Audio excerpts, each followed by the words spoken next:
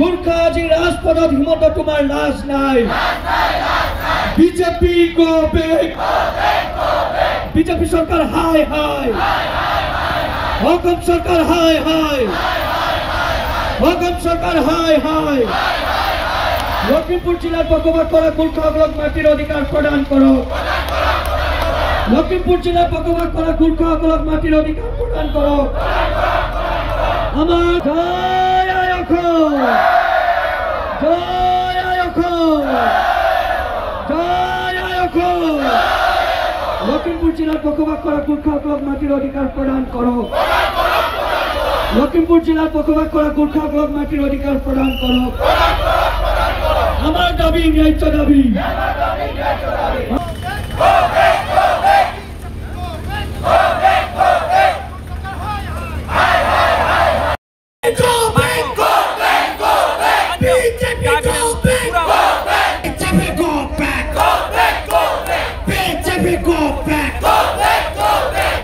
অধিকার প্রদান করো আমার দাবি न्याय्य दाबी यति बिस्तारी चिच्याएर हुँदैन वहाँ एसी रूम में बस्ने को कान में झझल आउनु पर्छ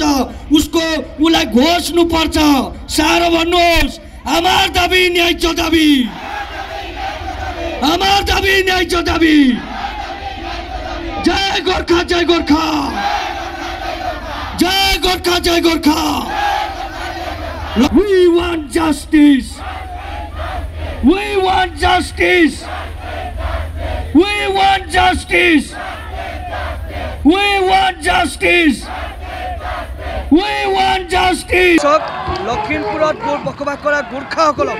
অসম চৰকাৰ অসমৰ মাননীয় মুখ্যমন্ত্ৰী মহোদয় বসুন্ধৰা 1, 2, 3 যেনেধৰণে মাটিৰ অধিকাৰ দিম বুলি কৈ প্ৰতাৰণা প্ৰবঞ্চনা কৰিলে তাৰ বিক্ষোভত আজি ৰাইজ ইয়াত ওলাই আহিছে এইটো কেৱল মাত্ৰ ট্ৰেইলাৰ আৰু যদি আমাক সোনকালে যদি মাটিৰ অধিকাৰ নিদিয়ে ইয়াতকৈ ভয়াবহ পৰিস্থিতি হ'ব তাৰ কাৰণে কিন্তু জগৰীয়া অসমৰ মাননীয় মুখ্যমন্ত্ৰী তথা অসম চৰকাৰ হ'ব গতিকে আমি বুজাই দিব বিচাৰিছোঁ আপোনালোকৰ যোগেদি অকিয়াই দিব বিচাৰিছোঁ 26ৰ আগত যদি গোৰ্খাক অধিকাৰ নিদিয়ে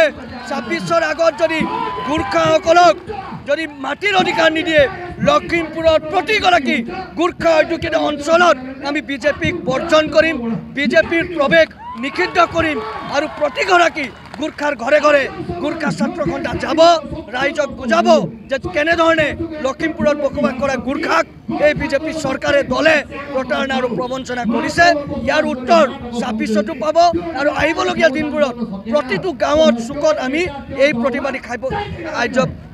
কাৰ্যসূচীটো আমি লৈ যাম ৰাইজক বুজাই দিম এই বিজেপি চৰকাৰ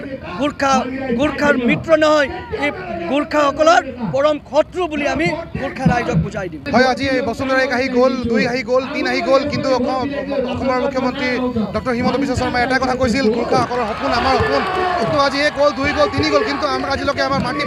পট্টা প্ৰদান কৰিব পৰা নাই আজি এইটো আমাৰ প্ৰতিবাদ এটা টেলাৰে হয় কিন্তু ইয়াতকে ভয়াবহ ৰূপত আমি এটা প্ৰতিবাদ কৰিব যাম আমি ৰাষ্ট্ৰীয় ঘাইপথটো আমি বন্ধ কৰিব বাধ্য হ'ম যদি আপুনি আমাৰ দাবী মানি নলয় অতি সোনকালে আমি লখিমপুৰৰ প্ৰত্যেকটো বিধায়ক আমি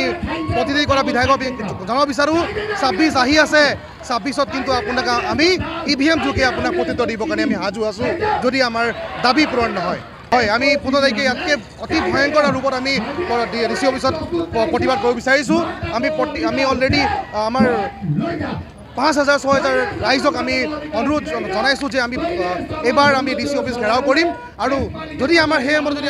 আমাৰ যদি দাবী পূৰণ নহয় তাতকৈ অতি ভয়ংকৰ ৰূপত আমি প্ৰতিবাদ কৰিম